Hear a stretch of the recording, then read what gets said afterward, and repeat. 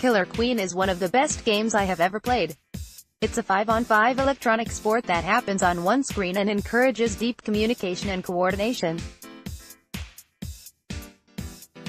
It can instantly turn anyone into an e-athlete. You can be easily forgiven, however, for not having played it, until Killer Queen Black arrives on the Nintendo Switch later this year. The game exists exclusively in 100 massive arcade cabinets scattered throughout 70 cities around the world. I talked to designer Nikita Mikros on camera at E3 about the new, slightly smaller scale version of the game. In this video, you'll see Mikros barely contain his excitement. A game he worked on is being displayed in the Nintendo booth at E3 alongside such legends as Super Smash Bros. As an aspiring game designer myself, I can imagine no greater honor. The original Killer Queen is 2 teams of 5 players. Killer Queen Black is 2 teams of 4 players.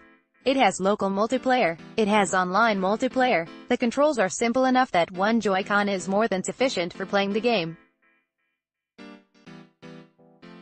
If there's a game better suited to playing at a party, it's probably already illegal. The rules are simple. Every player controls a character. 3 of the characters are drones who can run and jump. Drones can collect berries, which they can use to fill their team space, or they can cache these berries in at power-up stations to earn upgrades such as deadly weapons. One of the players on each team plays as the Queen. The Queen can fly, and wields a deadly sword. It's the Queen's responsibility to convert power-up stations to her team's color by flying through them. You can win by accomplishing one of 3 goals: fill your base with berries to accomplish an economic victory, kill the opposing team's queen 3 times to accomplish a military victory, or you can ride the snail at the bottom of the arena toward your team's basket to score a snail victory. The snail is comically slow. Winning a snail victory results in screams shrill enough to require earplugs. Disclosure: I am real-life friends with Nikita Mikros. We live less than a mile from one another in Brooklyn, both of us serendipitously equidistant from New York's premier fighting game venue, Next Level Arcade.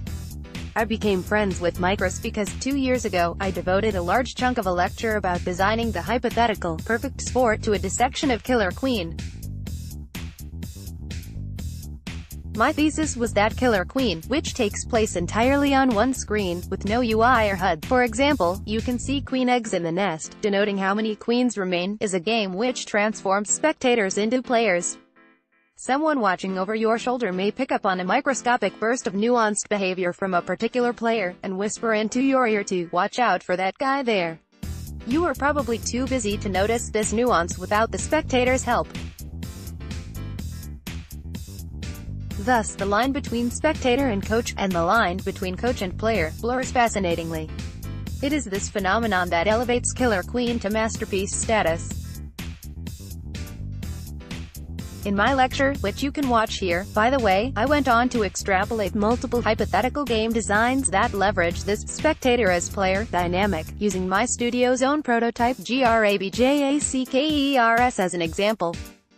Killer Queen developers Nikita Mikros and Joshua Debenis were, as fate would have it, in the audience of my lecture.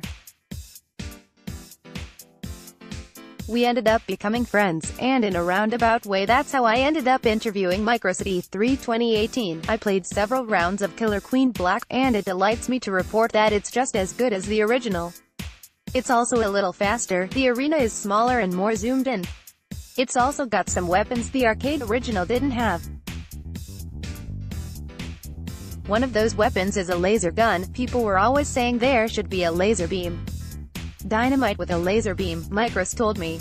Well, they listened to the fans, including the fans who begged them to put the game on the Nintendo Switch. Killer Queen Black is coming to the Nintendo Switch later this year. You can also watch this video on our YouTube channel, by the way. All of our videos are there. There's even a playlist of just my videos. Wow, and wow, look at this. Here's all the videos I did at E3 2018. That's like a whole feature film's worth of videos.